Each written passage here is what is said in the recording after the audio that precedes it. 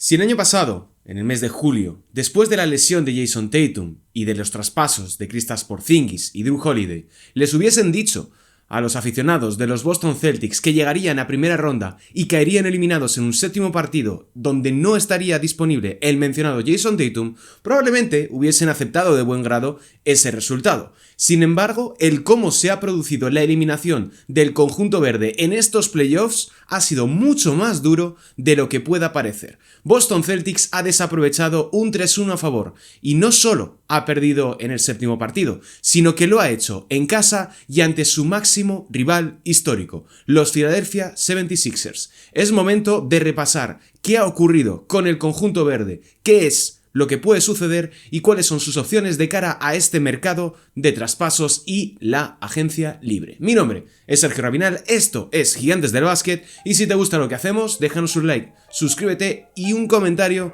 con la nota que le pones a la temporada de los Boston Celtics. ¡Arrancamos!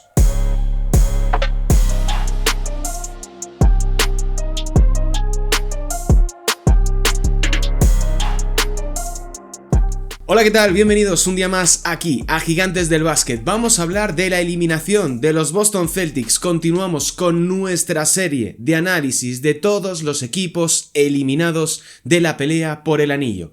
Este vídeo lo he tenido que preparar esta mañana. ¿Por qué? Porque yo pensaba que los Philadelphia 76ers iban a caer eliminados en este séptimo encuentro, como había ocurrido en todas las anteriores ocasiones desde 1982. La historia jugaba a favor de los Boston Celtics y sin embargo, a pesar de todo, Filadelfia ha conseguido darle la vuelta a la eliminatoria. Primer equipo desde los Denver Nuggets en el año 2020 en remontar un 3-1 en contra. Primera vez que lo hacen ante los Boston Celtics y segunda vez que les ganan un séptimo partido como visitante, siendo además la única franquicia en toda la historia en ganar dos séptimos partidos en el estadio del equipo verde. Pero bueno, más allá de esto, vamos a analizar primero, como siempre, cómo ha sido la temporada del equipo verde, esta campaña 25-26 que arrancó, por decirlo de alguna manera, marcada por esa ausencia de Jason Tatum y por la operación de rebaja iniciada por Brad Stevens, que significó la salida de Kristaps Porzingis, la salida de Jrue Holiday, la llegada de muchísimos jugadores por un contrato mínimo y también ya de Anthony Simons, que posteriormente sería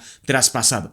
Había unas expectativas muy bajas con Boston por una razón muy sencilla. No tenían a su mejor jugador, la plantilla había empeorado notablemente, estaban en un modo de ahorro y de liberar salarios de la manera más rápida posible, y la realidad es que en los primeros tres partidos todo apuntaba a que iba a ser una temporada desastrosa. Empezaron 0-3, fueron mejorando posteriormente hasta 10 victorias, 8 derrotas, y a partir de ese punto, el equipo dirigido por Joe Mazzulla despegó por completo. 24-13, 34-18, 40-20, hasta acabar 56 victorias, 26 derrotas. Segundo mejor balance de la conferencia este, pudiendo tener factor cancha en todas las eliminatorias hasta unas hipotéticas finales de conferencia contra los Detroit Pistons. Todo apuntaba a que iban a ser uno de los grandes favoritos a ganar el anillo. La mayor parte de la gente en sus brackets, por lo que pude ver en la cuenta de NBA Spain, les daban como favoritos, todos los periodistas les daban como favoritos. Para mí,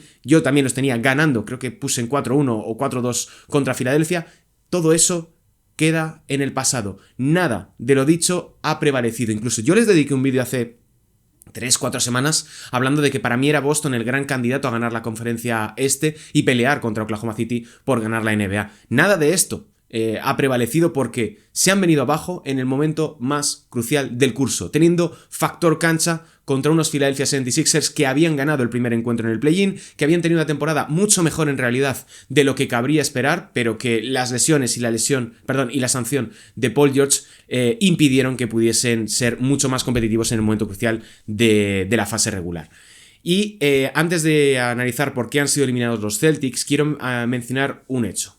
Y es que Boston ha sido uno de los mejores equipos de esta temporada, sin ningún tipo de duda. Han sido uno de los mejores ataques, una de las mejores defensas, uno de los equipos más completos de toda la competición. Han sido una franquicia que durante los 6-7 meses de competición de fase regular ha dado gusto verles. ¿Por qué? Porque juegan de manera coral, competitiva. Joe Mazzulla había hecho un enorme trabajo. Para mí es el entrenador del año, incluso a pesar de que haya perdido en esta primera ronda. Creo que Boston ha tenido una temporada mucho mejor de lo que dice este resultado final, pero a los equipos se les valora en función de hasta dónde llegan en postemporada, y no se puede hablar de un buen año después de todo lo que ha ocurrido.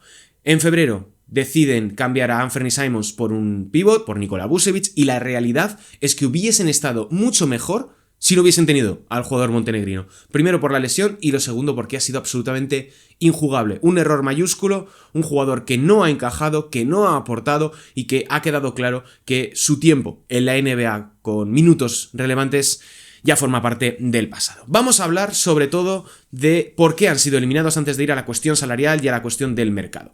Creo que hay 3 razones. Una ya la he mencionado, es la injugabilidad de Nikola Vucevic y, por otro lado, derivado de esto, los problemas de faltas que ha tenido Neemias Queta durante toda esta eliminatoria ante Joel Embiid y ante el resto de los jugadores de los Philadelphia 76ers. Por otro lado, no podemos olvidar la ausencia de Jason Tatum en el 7º partido. Sin esa baja de Jason Tatum en el 7º, quién sabe de lo que habrían sido capaces los Celtics, porque hay bastantes momentos durante todo el partido donde Boston ha podido estar por delante, ha estado por delante y ha podido ofrecer un buen baloncesto. Y en última instancia yo creo que el otro punto que explica el declive de los Celtics en esta eliminatoria es que ha habido una gestión ofensiva muy mejorable. Derrick White, hasta el último partido de esta eliminatoria, yo no lo he visto como nos tenía acostumbrados antes de esta temporada, porque esta temporada ha estado subiendo y bajando. No me ha gustado mucho lo que he visto de Derrick White, pese a que ser un jugador que siempre me ha ganado. Jaylen Brown, creo que ha cometido muchos más errores y ha tenido mucho peor rendimiento de lo que dicen sus números, sus estadísticas convencionales. Ha metido un montón de puntos porque se ha jugado un montón de balones, ha tenido muchas pérdidas y creo que no sé si ha llegado sin gasolina al final de la temporada, pero sin duda la conjunción de BJ Yates, de Kelly Oubre, Quentin Grimes en muchos tramos de la eliminatoria han sido suficientes como para poder sacar una versión no lo suficientemente buena de Jaylen Brown y que en el momento de la verdad yo creo que ha estado por debajo de las expectativas, momento de la verdad, cuando no estaba Jason Tatum, que creo que sí que había jugado una muy buena eliminatoria, teniendo en cuenta que venía de la salida de una rotura del tendón de Aquiles y apenas había estado disponible. Por otro lado, creo que Mazzulla, siendo uno de los entrenadores que a mí personalmente más me gustan de toda la NBA, creo que ha errado en muchas de sus decisiones. La alineación titular del 7º partido es incomprensible. Mete a Luka Garza, mete a Jordan Walls, a Ron Harper, mete a Baylor Scheierman. Para mí es incomprensible que en un 7º partido te la juegues con una alineación que no ha pisado cancha en toda la temporada. Que apuestes por un Luka Garza que es que Joel Embiid le pasa por encima en los primeros compases de partido. Ron Harper no puede parar a Paul George, que lo hace realmente bien. Y el resto de los jugadores de los Celtics pues se vienen abajo. Creo que ha tomado una decisión muy tardía de introducir a Hugo González en la eliminatoria en general, porque cuando entra en cancha en este 7º partido, que se empieza a emparejar con Joel Embiid, que se empieza a emparejar con Tyrese Maxey, ostras, no es por barrer hacia casa, pero creo que Hugo cambia un poco en cierta medida la dinámica entre el primero y el segundo cuarto. Creo que Hugo debería haber tenido un poquito más de relevancia por esa capacidad defensiva y sobre todo por la intensidad que le da. También creo que debería haber apostado mucho más por Baylor Scheierman, que es un jugador quizá inconsistente desde la larga distancia, pero que te puede ofrecer en muchos momentos esa explosividad y esa capacidad de marcar las diferencias cuando nadie lo espera. Creo que ahí Joe Mazzulla ha cometido algún que otro error, pero bueno, no creo o no espero que su puesto esté en cuestión ahora mismo dentro de estos Boston Celtics. Y luego hay otra explicación para la derrota de Boston, y es que Filadelfia tenía un mayor deseo por ganar esta eliminatoria. Los Celtics se confiaron después de esa cómoda victoria en el primer partido que parecía establecer un 4-0 o un 4-1, y la realidad es que hemos visto a unos Sixers, probablemente los mejores Philadelphia 76ers que hemos visto en playoffs desde la temporada 2018-2019, la que les eliminó Kawhi Leonard con ese tiro improbable. Y ya está, aquí se acaba la campaña de Boston y ahora empieza lo verdaderamente importante para Brad Stevens. Vamos a hablar ahora del mercado, de las opciones que tienen, qué jugadores van a ser agentes libres, extensiones, números y un poco mi idea o mi plan respecto a lo que se espera de ellos el curso que viene. Términos de agentes libres puros y duros, tienen a John Tonje, que va a ser agente libre restringido de tal manera que yo creo que no le van a extender el contrato. Nikola Vucevic, yo creo que gracias por los servicios prestados, pero es momento de que otro se encargue de darle un contrato por el mínimo o de 2 años. Y aquí viene otra cuestión, y es que Boston tiene un montón de opciones de equipo que va a tener que tomar una decisión y que les pueden servir bastante para completar traspasos o bien para rellenar la rotación. Danilo Banton cobrará 2,8 millones, tiene opción de equipo. Ahora todos los que voy a decir son de opciones de equipo. Neemias Queta, 2,6 millones, tienen que aceptarlo y posteriormente deberían poder extenderle el contrato, aunque podrían hacerlo previamente, pero bueno. Ron Harper Jr., 2,5 millones, yo me lo quedaría. Jordan Walls, 2,4 millones, yo me lo quedaría. Creo que estos dos han jugado una buena temporada dadas las circunstancias y por ese precio no vas a encontrar ningún jugador mejor. Amari Williams, 2,1 millones. Yo también creo que deberían mantenerle. Y por último, Max Shulga, que le convirtieron el contrato el pasado mes de abril o marzo y ha jugado un buen baloncesto dadas sus limitaciones. Pasamos ahora a la cuestión salarial, y es que los Boston Celtics tienen 187,7 millones de dólares garantizados en 14 contratos si aceptasen todas las opciones de equipo. Esto convierte al conjunto verde en un equipo que va a estar por debajo del primer apron, va a estar por debajo del umbral del impuesto de lujo y va a tener 13,2 millones respecto de esa barrera mencionada del impuesto de lujo. Pueden absorber algún que otro contrato, pueden realizar distintas operaciones para conseguir mejores jugadores a cambio de reutilizar ese espacio salarial. Ya sabéis que el espacio salarial no solo sirve para fichar jugadores en la agencia libre, sino que también sirve para absorber contratos y para mejorar tu plantilla gracias a eso, para que un equipo, me lo invento, que tiene un jugador de 30 millones del cual se quiere desprender y tú tienes 15 millones de espacio respecto del impuesto de lujo, tú puedes absorberlo a través de, sobre todo si tienes una excepción salarial y tienes algún que otro salario para que puedan cuadrar los números. A nivel de los tres contratos más altos tienen a Jason Tatum, que cobrará 58,4 millones, Jaylen Brown, que va a cobrar 57, y Derrick White, que baja bastante hasta los 30,3 millones de dólares. Decisiones importantes que tienen que tomar este verano en términos de extensiones. Jaylen Brown va a ser elegible para una renovación de contrato. Para mí es demasiado pronto, pero con el tipo de jugador del cual estamos hablando, que va a ser probablemente primer o segundo equipo All-NBA, es una decisión que va a tener que tomar Brad Stevens. Le quedan otros 2 años más de contrato al MVP de las finales de 2024, así que va a ser una decisión que van a tener que valorar. Derrick White, para mí, también demasiado pronto. Le queda 2027-2028 completo y luego una opción de jugador para la campaña 28-29.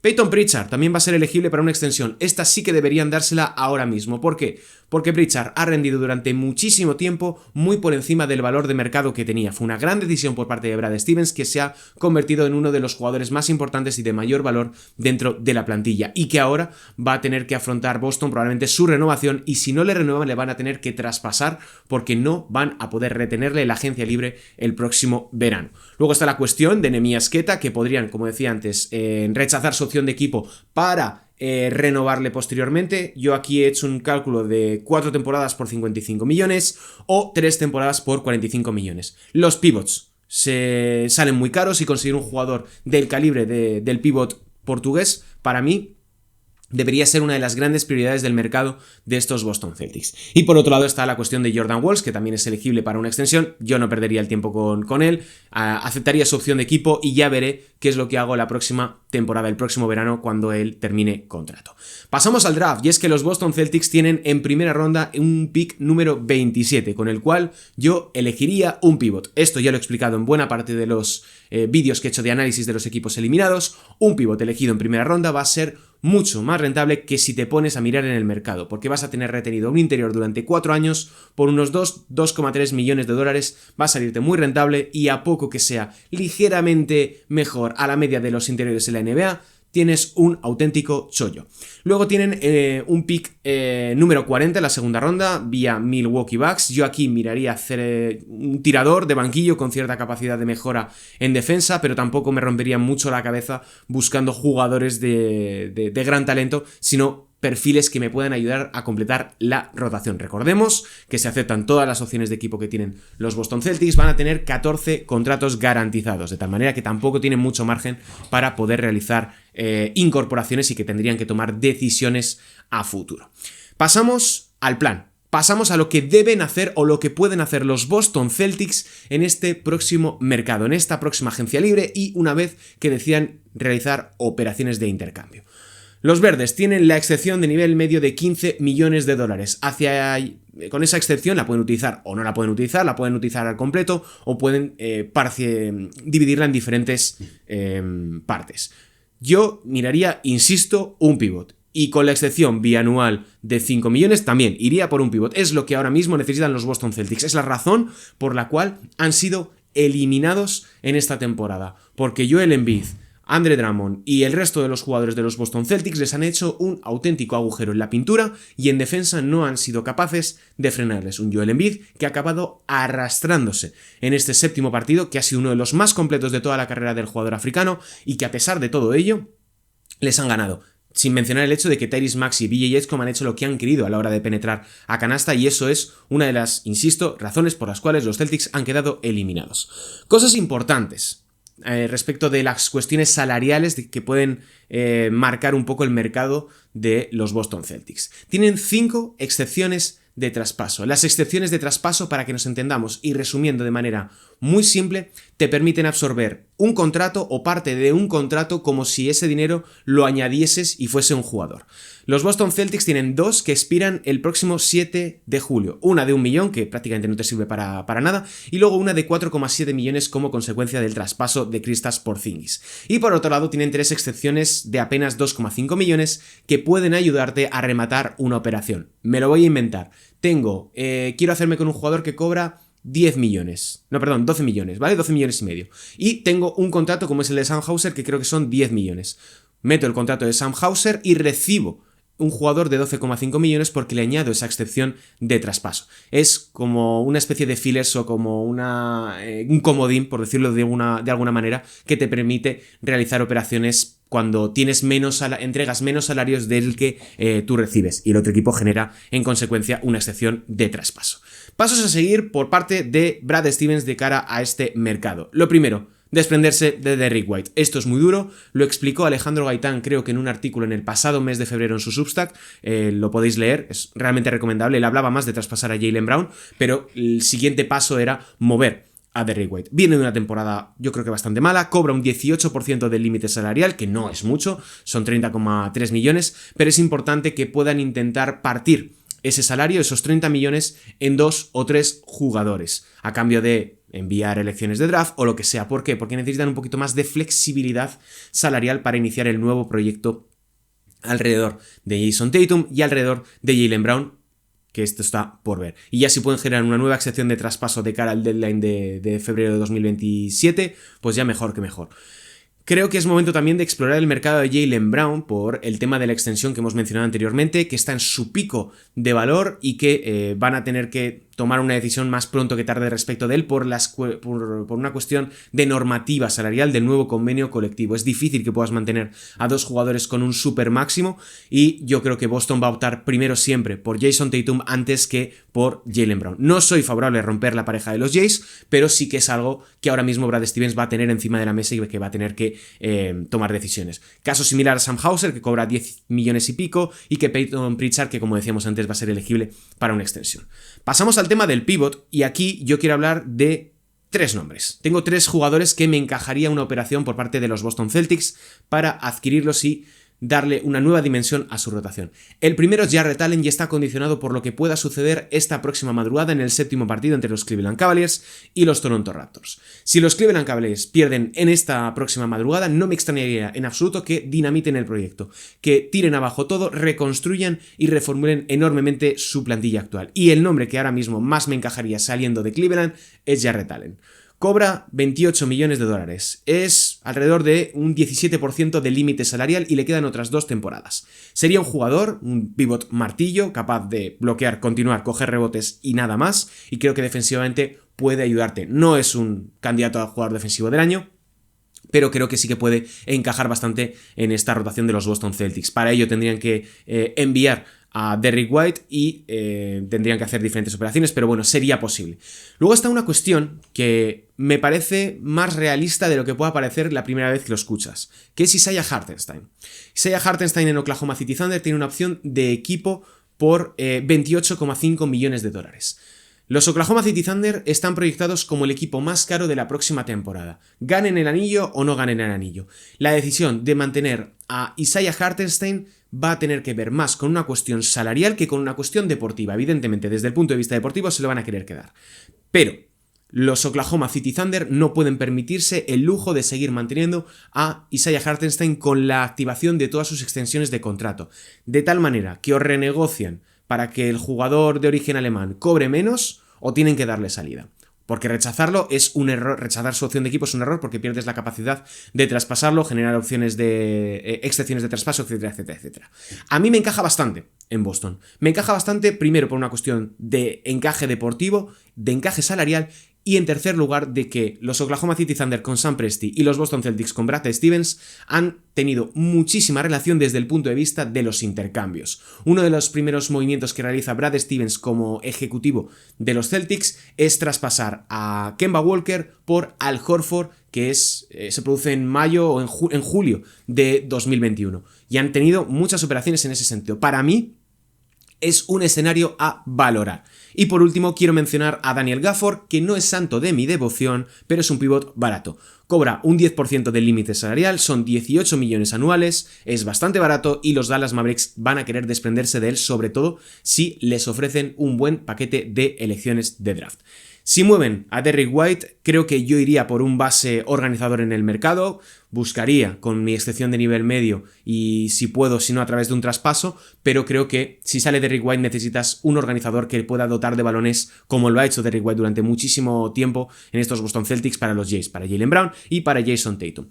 Y Stevens en última instancia tiene mucho trabajo por delante porque van a tener que gestionar el año 1 de la vuelta de Jason Tatum. No se esperaba que volviese a este nivel, ha vuelto yo creo que a un nivel de notable dadas las circunstancias y lo que se podría esperar después de una rotura del tendón de Aquiles para un jugador tan físico como él. Y tras un curso de transición donde han superado, insisto, todas las expectativas, ahora es momento de reformular todo, de plantear un proyecto a 5 años donde en el centro de todo esté Jason Tatum y tengas que tomar decisiones difíciles pero decisiones necesarias respecto de Peyton Pritchard, de Derrick White, de Jaylen Brown, de Sam Hauser y del resto de los jugadores que han hecho posible tanto el título de 2024 como esta temporada que, insisto, ha sido mucho más positiva de lo que puede parecer tras su desenlace. Que no os extrañe si sois aficionados de los Boston Celtics que se produzcan otra vez muchos traspasos, probablemente menores, estoy pensando en Garza, estoy pensando en Walls, estoy pensando en Ron Harper, etcétera, etcétera, etcétera, jugadores de bajo perfil, pero que permitan a Brad Stevens tener mucha capacidad de movimiento posteriormente. Yo, por otro lado, seguiría confiando en Joe Mazzulla como el arquitecto de este equipo. Ha sido un entrenador magnífico, que ha cometido cierto número de errores en los momentos importantes, ha vuelto a caer eliminado en un séptimo partido. Lo ocurrió en el año 2023 contra los Miami Heat, en 2025, cayeron en 6 ante los New York Knicks tras la lesión de Jason Tatum, pero ya se encaminaban hacia la derrota y ahora han caído ante los Sixers en un séptimo partido jugado en casa. Es momento de reflexión, pero yo personalmente sigo confiando en que Joe Mazzulla es el futuro entrenador de estos Boston Celtics para los próximos 10 años. Así que bueno, este es mi análisis, esta es mi visión de lo que ha ocurrido con los Boston Celtics, de lo que puede suceder en el próximo mercado de agentes libres y de traspasos, y la nota, la verdad es que hay que ponerles un 6,5, porque si solamente atendemos a la fase regular es de 9, pero desperdiciar una ventaja de 3-1 con factor cancha, teniendo el séptimo en tu casa, es imperdonable, sobre todo contra el rival que se produce, que son los Sixers. Dejadme en comentarios la nota que le ponéis a estos Boston Celtics, qué opináis que deberían hacer de cara a este próximo mercado de traspasos y de agentes libres, y si os gusta lo que hacemos aquí en Gigantes, dejadnos un like, suscribiros, y mi nombre es Sergio Rabinal. Un saludo y hasta la próxima, chao.